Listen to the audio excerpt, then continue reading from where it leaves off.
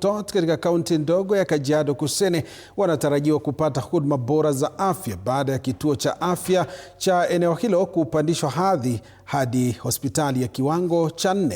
Mradi huu wa shilingi milioni 55 unatarajiwa kukamilika chini ya miezi 6 ukiwa na lengo la kupanua huduma za upasuaji na afya ya uzazi. Gavana wa kaunti ya Kajiado Joseph Ole Lenku amesema mradi huo ni sehemu ya juhudi za serikali ya kaunti kuhakikisha huduma za afya ni bora na zinafika kwa wakazi wote kwa wakati. Tukijenga hospitali hii sehemu ambayo itakuwa na maternity yake, itakuwa na theaters. Hii inaambatana na ahadi ambayo tuliwekeana na nyinyi kwamba serikali itafanya hospitali yenu hapa ikuwe level 4, kupunguza safari ya kutafuta huduma kwenda Loitoktok na saa zingine Kajiado. Na leo basi tumezindua mradi hii na tunakisia baada ya miezi 6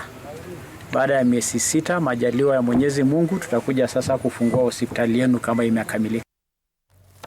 Na mtazamaji